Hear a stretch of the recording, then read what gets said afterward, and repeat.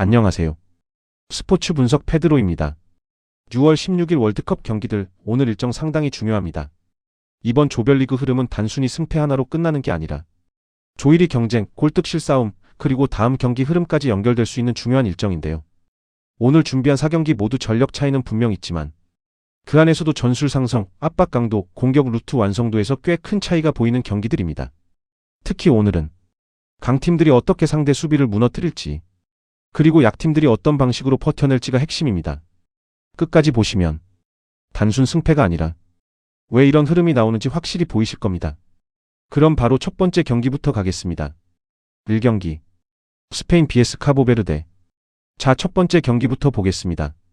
이번 경기는 이름값만 보면 전력 차이가 꽤 분명해 보이는 매치업인데요. 하지만 단순히 강팀과 약팀의 구도로만 보면 놓치는 부분도 있습니다. 왜냐하면 이 경기는 단순 승패보다 스페인이 어떤 방식으로 경기를 풀어가느냐가 핵심인 경기이기 때문입니다. 우선 스페인입니다. 스페인은 기본적으로 4-3-3 포메이션 안에서 점유율을 바탕으로 경기를 풀어가는 팀입니다. 그런데 중요한 건 단순히 공만 오래 돌리는 팀이 아니라는 점입니다. 볼을 오래 소유하면서 상대 수비를 끌어내고 어느 순간 빠르게 공간을 찌르는 완성도가 상당히 높습니다. 이번 경기에서도 그 중심에는 페드리가 있습니다. 페드리는 스페인 중원의 핵심입니다. 좁은 공간에서도 압박을 벗겨낼 수 있고 상대 미드필더와 수비 라인 사이 틈을 끊임없이 찾아 들어갑니다. 그리고 볼을 잡았을 때 전진 패스의 정확도와 타이밍이 굉장히 좋습니다. 결국 스페인의 공격은 페드리 발끝에서 시작될 가능성이 높습니다. 그리고 전방에는 페란 토레스가 있습니다. 페란 토레스는 단순한 최전방 공격수가 아닙니다. 측면으로 빠지면서 공간을 만들기도 하고 중앙으로 침투하면서 상대 수비 라인을 흔드는 움직임이 상당히 날카롭습니다. 특히 수비수 어깨 뒤쪽으로 들어가는 타이밍이 굉장히 좋기 때문에 스페인의 짧은 패스 플레이와 아주 잘 맞아떨어집니다. 그리고 오른쪽 측면에는 라민 야말이 있습니다. 지금 스페인 공격에서 가장 날카로운 카드라고 볼 수 있죠. 야말은 오른쪽에서 공을 잡으면 안으로 접고 들어오는 움직임이 상당히 위협적입니다. 단순히 개인 돌파만 좋은 게 아닙니다. 슈팅도 되고 컷백도 되고 침투 패스도 됩니다. 즉 상대 수비 입장에서는 선택지가 너무 많다는 겁니다. 붙으면 돌파당할 수 있고 거리를 두면 슈팅 각을 내줄 수 있습니다. 이게 굉장히 어렵습니다. 여기에 다니 올목까지 이선에서 박스 외곽을 계속 공략하면 스페인의 공격 루트는 훨씬 다양해집니다. 특히 박스 근처 프리킥 상황도 상당히 위협적입니다. 직접 슈팅 한 방으로 흐름을 바꿀 수 있는 카드가 있다는 것도 강점입니다. 반면 카보베르데를 보겠습니다. 카보베르데는 4-2-3-1 구조로 나설 가능성이 높습니다. 기본적으로 수비 숫자를 유지하면서 역습 한 방을 노리는 그림인데요. 전방에는 누노 다 코스타가 있고 측면에는 조방 카브랄, 중원에는 자미로 몬테이로가 연결 역할을 맡습니다. 문제는 이 팀이 스페인의 압박을 얼마나 버틸 수 있느냐입니다. 누노 다 코스타는 전방에서 버텨주는 역할은 할 수 있지만 스페인처럼 전방 압박이 강한 팀을 상대로는 고립될 가능성이 큽니다. 공을 잡더라도 주변 지원이 늦으면 쉽게 압박에 막힐 수 있습니다. 그리고 가장 큰 문제는 수비 전환입니다. 카보베르데 수비진은 박스 안에서 숫자를 맞추는 건 가능하지만 순간적인 방향 전환과 침투 대응 속도에서는 불안한 모습이 나올 수 있습니다. 특히 스페인처럼 계속 움직임이 많은 공격진을 상대하면 라인 간격이 벌어질 가능성이 큽니다. 이게 가장 위험합니다. 라인이 벌어지는 순간 페드리와 다니 올모가 박스 외곽에서 자유롭게 볼을 받을 수 있고 그 이후 침투 패턴이 계속 이어질 수 있습니다. 결국 카보베르데는 단순히 숫자를 많이 두는 수비만으로 버티기 어려운 경기입니다. 측면 중앙 하프 스페이스까지 모두 막아야 하는 부담이 있습니다. 전체적으로 보면 이 경기는 결국 스페인의 흐름입니다. 카보베르데가 얼마나 오래 버티느냐보다 스페인이 언제 첫 골을 넣느냐가 훨씬 중요합니다. 만약 초반 선제골이 나온다면 경기 흐름은 훨씬 더 스페인 쪽으로 기울 수 있습니다. 카보베르데가 라인을 올릴 수밖에 없고 그 순간 스페인의 추가 침투 공간이 더 많이 열리기 때문입니다. 점유율, 공격 완성도, 패스 템포, 개별 퀄리티까지 보면 전체적으로 스페인이 확실히 우위를 가져가는 경기입니다. 이번 경기는 스페인이 주도권을 잡고 멀티 득점까지 충분히 노려볼 수 있는 경기 흐름으로 보입니다. 이 경기 벨기에 vs 이집트. 자, 이제 두 번째 경기입니다. 첫 번째 경기가 스페인의 점유율 중심 압박 축구였다면 이번 경기는 완전히 결이 다릅니다. 이번 경기는 힘 높이 그리고 역습 한 방에 맞붙는 경기라고 보면 됩니다. 전체적인 전력 차이도 분명 존재하지만 전술적으로 봐도 벨기에가 상당히 유리한 그림이 나올 가능성이 높은 경기입니다. 우선 벨기에부터 보겠습니다. 벨기에는 4-2-3-1 포메이션 안에서 전방의 무게감과 이선의 폭발력을 동시에 살릴 수 있는 팀입니다. 그리고 중심에는 역시 루카쿠가 있습니다. 루카쿠는 박스 안에서 존재감 자체가 다릅니다. 강한 피지컬, 높은 타점, 그리고 몸싸움 능력까지. 상대 수비 입장에서는 가장 까다로운 유형의 스트라이커죠. 특히 루카쿠의 강점은 등지는 플레이입니다. 볼을 받아서 지켜낸 뒤 이선 자원에게 연결하거나 직접 박스 안으로 침투하는 움직임까지 가져갈 수 있습니다. 그리고 크로스가 올라오는 순간 낙하지점을 읽고 먼저 자리 잡는 능력이 상당히 좋습니다. 이번 경기에서도 벨기에는 굳이 중앙에서 복잡하게 풀기보다 루카쿠를 향한 크로스 패턴을 많이 사용할 가능성이 높습니다. 이게 상당히 강력한 공격 루트가 될 수 있습니다. 그리고 측면에는 도쿠가 있습니다. 도쿠는 벨기에 공격에서 가장 폭발적인 카드입니다. 순간 스피드가 굉장히 좋고 1대1 돌파 능력이 뛰어납니다. 상대 측면 수비수를 강제로 뒤로 밀어낼 수 있는 유형이죠. 이게 왜 중요하냐면 도쿠가 한 명을 끌고 나오면 그 안쪽 하프스페이스 공간이 자연스럽게 열리기 때문입니다. 그 공간으로 이선 침투가 들어가고 거기서 다시 크로스나 컷백이 나옵니다. 즉 벨기에는 단순히 루카쿠만 보는 팀이 아니라 측면과 중앙을 동시에 활용할 수 있는 팀입니다. 그리고 중원에는 틸레만스가 있습니다. 틸레만스는 공격 템포를 조절하는 핵심 자원입니다. 전진 패스, 방향 전환 패스, 그리고 중거리 슈팅까지 상당히 다양한 옵션을 가지고 있습니다. 결국 벨기에는 루카쿠의 높이, 도쿠의 스피드, 틸레만스의 패스가 동시에 연결되는 구조입니다. 이게 꽤 강력합니다. 이제 이집트를 보겠습니다. 이집트는 3-5-2 구조로 나설 가능성이 높습니다. 중앙 숫자를 늘리고 수비 라인을 촘촘하게 유지하면서 버티겠다는 그림인데요. 문제는 이 수비 구조가 루카쿠를 얼마나 막을 수 있느냐입니다. 센터백 숫자는 많지만 루카쿠처럼 타점 높고 몸싸움 강한 스트라이커를 상대로는 숫자만으로 해결이 안 되는 경우가 많습니다. 박스 안에서 한번 밀리기 시작하면 헤더, 세컨볼, 리바운드 상황이 계속 이어질 수 있습니다. 그리고 이집트 공격의 핵심은 역시 살라입니다. 살라는 지금도 세계 최고 수준의 결정력을 가진 선수입니다. 오른쪽에서 안으로 접고 들어오는 움직임, 그리고 왼발 마무리 능력은 여전히 위협적입니다. 여기에 마르무시까지 있습니다. 마르무시는 전방 침투 속도가 빠르고 뒷공간을 공략하는 움직임이 상당히 좋습니다. 결국 이집트가 공격적으로 해법을 찾는다면 살라와 마르무시를 활용한 빠른 역습이 핵심이 될 가능성이 높습니다. 하지만 여기에도 문제가 있습니다. 바로 연결 과정입니다. 공을 탈취한 뒤 중원에서 전방으로 연결하는 과정이 매끄럽지 않으면 벨기에의 제압박에 바로 막힐 가능성이 높습니다. 이게 이번 경기에서 가장 중요한 포인트입니다. 수비 시간이 길어질수록 살라와 마르무시는 전방에서 고립될 수밖에 없습니다. 그렇게 되면 이집트의 가장 큰 무기가 사라질 수 있습니다. 전체적으로 보면 이 경기는 벨기에가 확실히 편한 흐름입니다. 루카쿠 중심의 박스 장악력, 도쿠의 측면 돌파, 틸레만스의 전개 능력, 이 세 가지가 모두 이집트 수비 구조에 부담을 줄 수 있습니다. 물론 이집트는 살라라는 확실한 한 방이 있습니다. 그리고 역습 한 번으로 흐름을 바꿀 가능성도 있습니다. 하지만 전체적인 점유 흐름과 공격 지속성, 그리고 박스 안 위협에서는 벨기에가 확실히 앞서는 경기입니다. 결국 이 경기는 이집트가 얼마나 버티느냐보다 벨기에가 얼마나 효율적으로 기회를 마무리하느냐가 더 중요한 경기로 보입니다. 전체 흐름상 벨기에가 주도권을 잡고 결정적인 장면을 더 많이 만들 가능성이 높은 경기입니다. 3경기 사우디아라비아 vs 우루과이. 자, 이제 세 번째 경기입니다. 앞선 두 경기가 전력 차이를 기반으로 한 경기였다면 이번 경기는 조금 더 전술적인 색깔 차이가 확실하게 드러날 수 있는 경기입니다. 특히 이번 매치는 압박 강도와 경기 템포에서 승부가 갈릴 가능성이 큽니다. 우선 사우디아라비아부터 보겠습니다. 사우디아라비아는 기본적으로 4-3-3 포메이션을 바탕으로 측면 전개와 전방 침투를 활용하는 팀입니다. 전방에는 피라스 알브라이칸이 있습니다.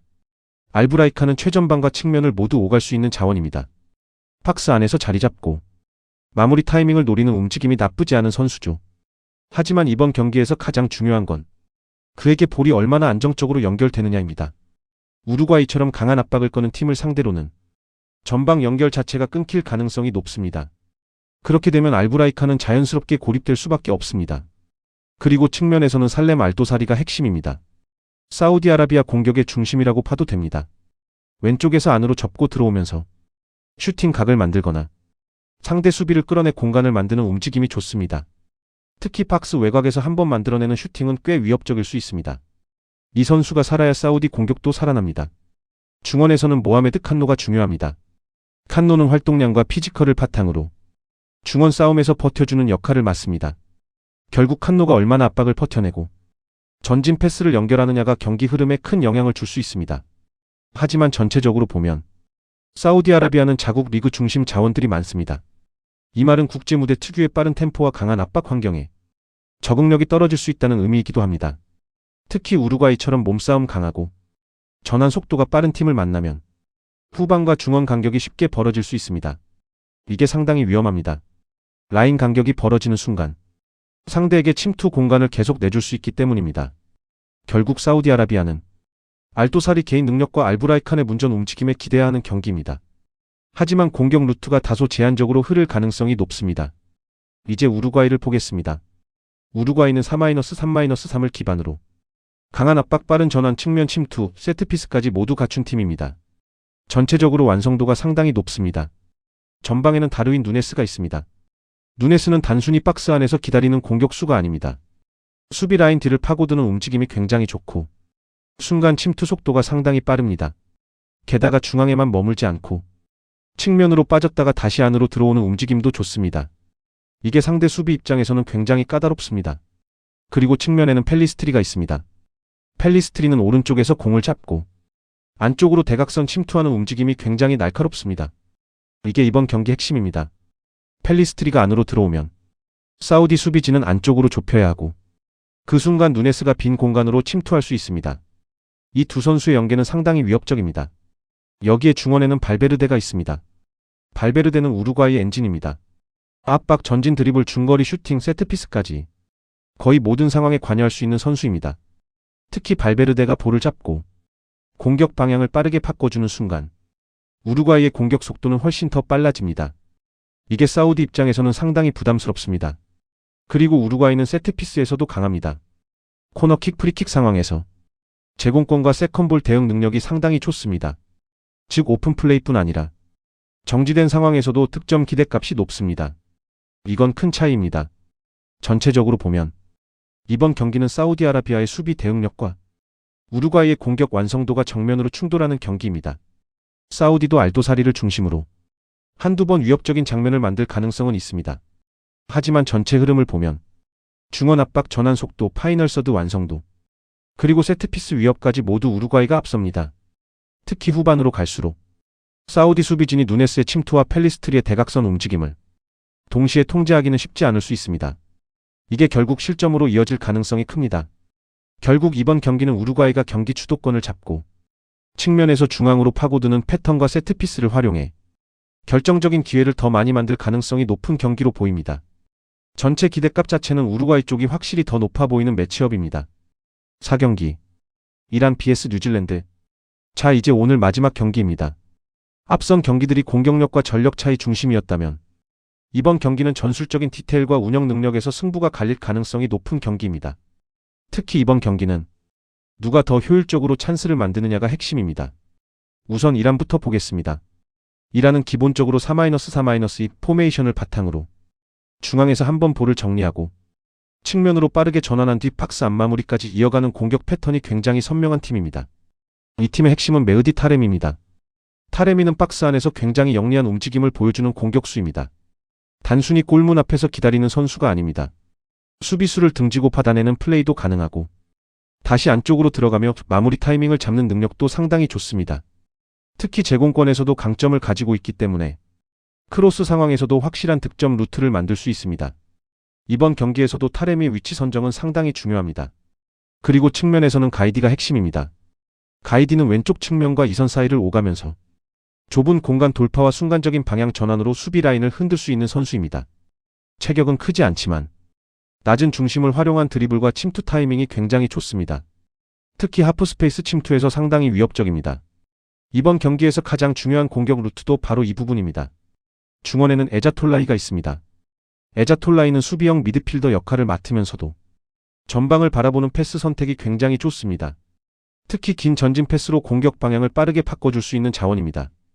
결국 이란은 에자톨라이가 중앙에서 볼을 잡고 가이디에게 찔러주고 가이디가 박스 안쪽으로 파고들어 타레미에게 컷백을 연결하는 이 패턴이 핵심입니다. 이건 상당히 정교한 공격 루트입니다.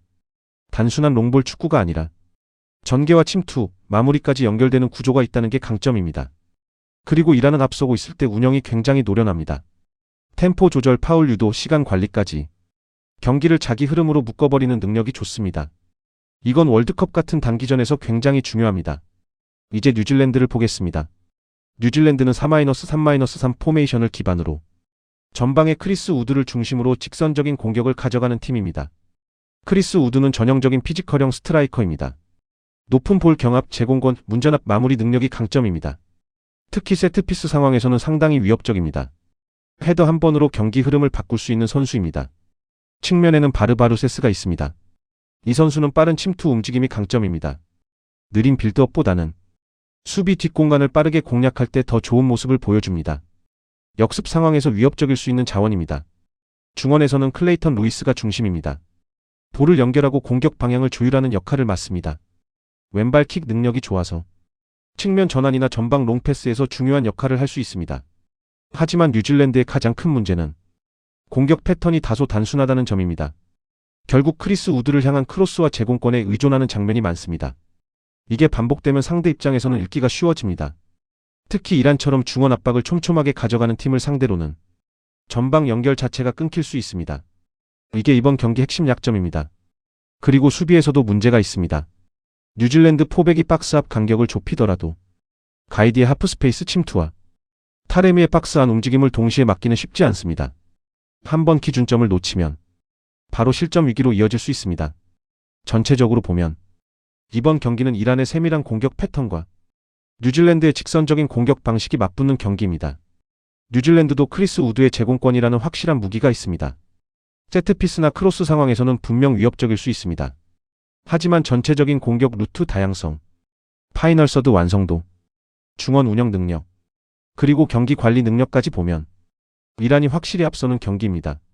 특히 시간이 갈수록 뉴질랜드가 조급해질 가능성이 높고 그 과정에서 수비 라인이 벌어질 수 있습니다.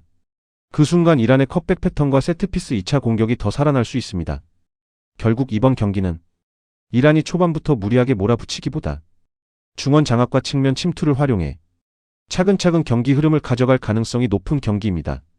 전체적인 기대값은 이란 쪽이 더 높아 보이는 경기입니다. 자, 오늘 6월 16일 월드컵 4경기 전부 정리해봤습니다. 전체적으로 보면 오늘 경기들은 단순한 전력 차이보다 전술적인 상성과 공격 완성도 차이가 꽤 크게 작용할 가능성이 높은 매치업들입니다. 개인적으로 보면 가장 안정적인 흐름은 스페인과 우루과이, 그리고 운영 완성도에서는 이란이 상당히 좋아 보입니다. 벨기에도 전방 파괴력 자체는 분명 강점이 있습니다. 하지만 월드컵은 항상 변수도 많습니다. 여러분이 보는 오늘 최고의 픽은 어떤 경기인지 댓글로 남겨주시면 같이 이야기 나눠보겠습니다. 계속해서 정확하고 빠른 월드컵 분석 받아보시려면 구독, 좋아요, 알림 설정까지 꼭 부탁드리겠습니다. 스포츠 분석 페드로였습니다. 감사합니다.